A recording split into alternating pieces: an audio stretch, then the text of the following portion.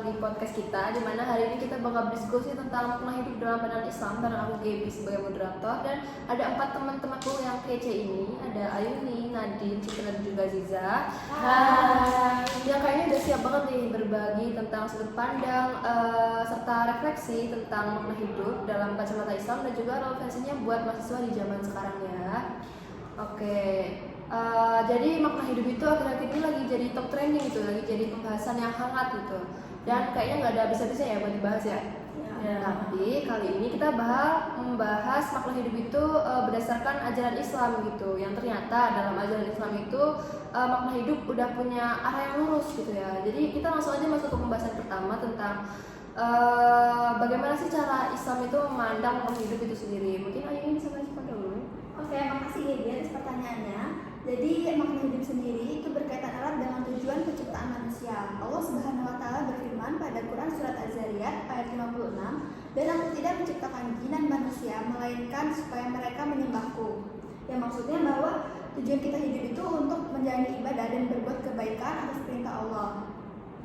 Tapi ibadah di sini bukan tentang cuma sholat, tapi seluruh aktivitas yang kita lakukan dan diniatkan karena Allah Subhanahu wa taala, kayak kuliah, belajar, sabar menjalani ujian hidup juga termasuk ke dalam ibadah sosial. Bener banget yuk, jadi mahasiswa yang stres skripsian dan tugas itu juga bisa jadi proses bagian hidup dan bisa jadi ibadah ya, asalkan diniatkan karena Allah dan dijalankan dengan sabar. Aku juga pernah baca Rasulullah SAW bersabda, sesungguhnya Allah tidak pernah melihat dari rupa dan harta, melainkan melihat dari hati dan amal yang kita perbuat. Jadi makna hidup itu bukan tentang materi, tetapi juga dari hati yang lurus dan amal yang kita buat. Nah, aku juga mau nambahin ya. Jadi makna hidup itu juga erat kaitannya dengan rasa syukur. Nah, dalam kehidupan mahasiswa, kadang kita merasa hidup itu berat, banyak struggling dan banyak rasa gagalnya. Tapi Islam mengajarin kita bahwa selalu bersyukur dan percaya bahwa setiap ujian itu pasti ada hikmahnya. Dalam Quran surat Al-Baqarah ayat 286, Allah berfirman, Allah tidak membebani seseorang melainkan sesuai dengan kemampuannya. Dari sini kita diajarin buat gak nyerah. Allah tahu kapasitas kita. Jadi hidup ini ya perjalanan buat terus kita bertumbuh dan dekat dengannya. Tapi realita zaman sekarang itu banyak mahasiswa yang merasa kayak dia tuh nggak tahu ke depannya mau ngapain, merasa hidupnya tuh kayak meluas. Padahal kalau kita balik ke Islam, semua itu ada arahnya. Kita tuh punya tujuan hidup, jadi bukan cuma sukses di dunia, tapi juga sukses di akhirat. Aku pernah baca dalam Quran surat Al-Mulk ayat 2, Allah pernah bilang, yang menjadikan mati dan hidup supaya dia menguji kamu, siapa di antara kamu yang paling baik amalannya.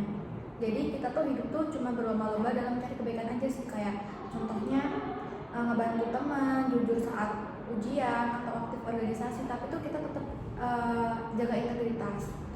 Iya, benar banget. Jadi makna hidup itu bukan hal abstrak yang susah dicari. Justru Islam itu udah ngasih gambaran ke kita. Tinggal kita gimana cara belajar dan majunya untuk menjalani hidup ini dengan lurus. Jadi bisa dibilang makna hidup itu hidup yang seimbang antara dunia dan akhirat, antara usaha dan doa, antara cita-cita dan ibadah. Islam tuh tidak pernah melarang kita buat bermimpi setinggi-tingginya, malah mendorong asalkan lurus dan sesuai amalan dalam Islam. Oh begitu ya, benar banget nih berarti ya.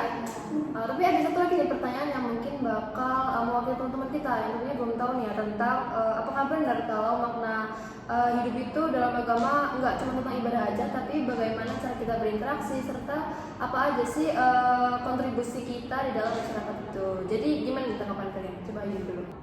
Iya benar banget teman-teman semua. Jadi Islam itu agama yang sangat menyeluruh, kayak ibadah yang puasa, salat, Tapi Islam ini juga mengajar kita untuk jadi manusia yang bermanfaat. Rasulullah Shallallahu Alaihi Wasallam bersabda, sebaik-baik manusia adalah yang paling bermanfaat bagi orang lain. Hadis riwayat Ahmad. Jadi kalau kita sebagai mahasiswa, kita bisa bantu teman yang kesulitan, ikut organisasi sosial, atau jujur saat organisasi tersebut juga termasuk ke dalam ibadah. Aku setuju sih kata Ayuni, tapi tuh kadang kita terlalu fokus pada hal-hal yang berkontribusi besar, padahal tuh kita lupa sama hal yang kecil gitu. Senyum aja bisa jadi sedekah loh kata Rasulullah. Senyummu kepada saudaramu adalah sedekah. Hadis riwayat Tirmidzi. Jadi jangan mikir ibadah sosial itu harus menjadi seorang aktivis besar dulu. Interaksi sederhana yang penuh empati itu udah bagian dari makna hidup. Iya Zize, nah aku ngerasa juga sebagai mahasiswa lingkungan kampus tuh tempat yang pas banget buat kita melatih hal itu. Kayak gimana kita ngerespon teman kita yang ada struggling, ikut forum diskusi atau saling support waktu stres bareng. Nah menurutku ini sesuai sama prinsip dalam Quran surat Al-Maidah ayat 2. Dan tolong menolong kamu dalam mengerjakan kebijakan dan takwa. Itu bentuk nyata kita menjalani hidup yang bermakna dengan saling tolong dan saling merangkul. Boleh aku tambahin dikit ya, menurutku kontribusi sosial itu juga bisa dalam bentuk menebar ilmu. Misalnya kita punya wawasan, kita bisa meng-share ke teman-teman, karena dalam Islam itu sangat menghargai ilmu. Bahkan ayat pertama yang turun yaitu Iqra, artinya bacalah. Jadi kalau mahasiswa jadi agen perubahan lewat pemikiran, itu juga makna hidup yang bisa menurut Islam. Wah, jadi makin jelas ya kalau makna hidup itu luas banget. Enggak cuma tentang hubungan kita sama Allah, tapi juga hubungan kita dengan sama manusia. Masya Allah, luar biasa banget berarti ya bahasan kita kali ini. Jadi teman-temanku semua, makna hidup Islam itu enggak ribet-ribet banget kok. Intinya kembali lagi ke tujuan awal kita ciptakan, menjalani hidup sebagai bentuk ibadah, habis itu refleksiin diri, terus dijalaninya dengan sabar, tabah, dan penuh rasa syukur. Oke, semoga obrolan kita hari ini menjadi pengingat, bisa jadi pengingat maksudnya, serta motivasi untuk kita semua. Terima kasih kepada Ayuni, Nadine, Citra, dan Ziza atas insight-nya. Mungkin sampai sini aja podcast kita kali ini. Saya akhiri, wassalamualaikum warahmatullahi wabarakatuh. Sampai jumpa di podcast selanjutnya. Dadah.